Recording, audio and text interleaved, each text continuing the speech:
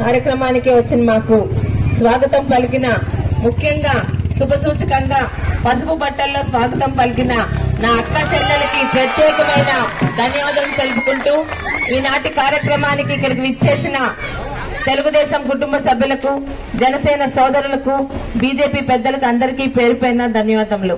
అమ్మా, ఇంకా 5 రోజుల్లో మన ఎన్నికలకు వెళ్తున్నాం. 5 సంవత్సరాలు ఏం జరిగింది, ఏం అభివృద్ధి జరిగింది, ఏం చేశామంటే ఏ ఒక్క వైసీపీ నాయకుడు సమాధానం చెప్పట్లేదు. ఈ రోజు మనకు కావాల్సిన నాయకుల్ని, మనకు అభివృద్ధి చేసే నాయకుల్ని ఎన్నుకోవడంలోనే మనం ఓటు వేయాల్సిన అవసరం ఉంది.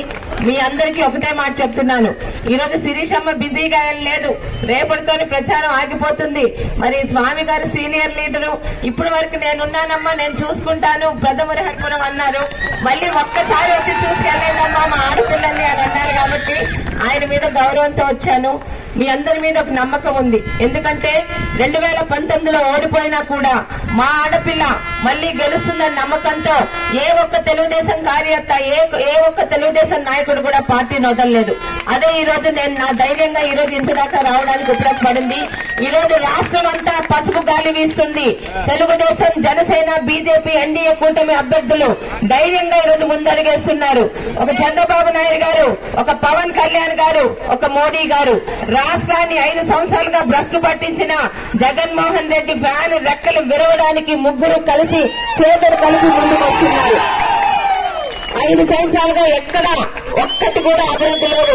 రోడ్లు లేవు, మరి పవర్ బోర్లు లేవు, కనీసం కాలువలు లేవు, వీధి దీపాలు లేవు. ఏం చేశారంటే ప్రజల మీద చెత్త పన్నులు వేసి, ప్రజల మీద పన్నులు, ప్రజల మీద 9 సార్లు ఈరోజు విద్యుత్ కరెంటు ఛార్జీలు పెంచి మన దగ్గర నుంచి పిండుకుంటున్నారు తప్పితే ప్రజలకు చేసిందేమీ లేదు. ఈ రోజు వైసీపీ నాయకులు అహంకారంతో మాట్లాడుతున్నారు.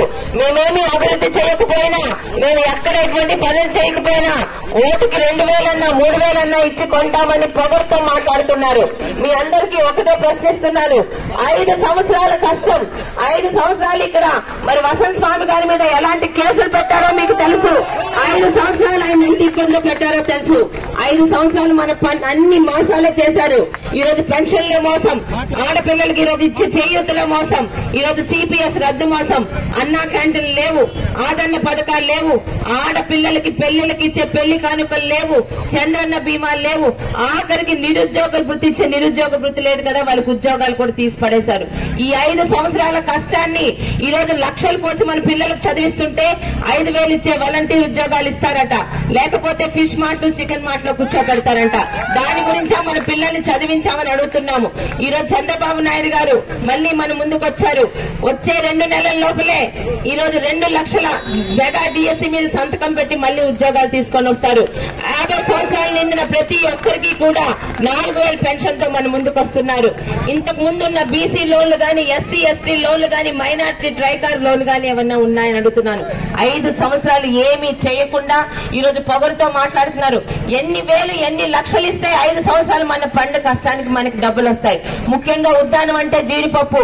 ఈ రోజు జీడి పిక్కల రైతులకి ఎక్కడ మద్దతు ధర ఉందని అడుగుతున్నాను. గతంలో తెలుగుదేశంలో 13,000, 14,000 ఉన్న మద్దతు ధర ఈ రోజు మంత్రి గారు రాగానే 6,000కి 7,000కి పడితే కనీసం మంత్రి సమాధానం చెప్పట్లేదు. మంత్రి కదా, ముఖ్యమంత్రి జగన్మోహన్ రెడ్డితో రోజు మాట్లాడతాడు కదా, మా పలాసాలో ఉన్న వాళ్ళకి ఎట్టి పరిస్థితుల్లో మద్దతు ధర ఇమ్మని అడగొచ్చు కదా. ఇక మత్స్యకారులు, ఒక మత్స్యకారుడు ఎమ్మెల్యే అయ్యాడు, ఒక మత్స్యకార శాఖకు మంత్రి అయ్యాడని సంతోషించారు. కానీ ఎక్కడైనా తెలుగుదేశం హయాంలో ఉన్న మత్స్యకారులకు ఇచ్చిన ఏ ఒక్క సంక్షేమ పథకాలు గాని అమలు అవుతున్నాయా? ఈ రోజు కనీసం షెల్టర్లు లేవు, షెడ్యూల్ లేవు, ఈ రోజు ఎక్కడ కూడా సబ్సిడీలు లేవు, బోటుకు సబ్సిడీ లేదు, ఇంజన్ సబ్సిడీ లేదు, ఆయిల్ కూడా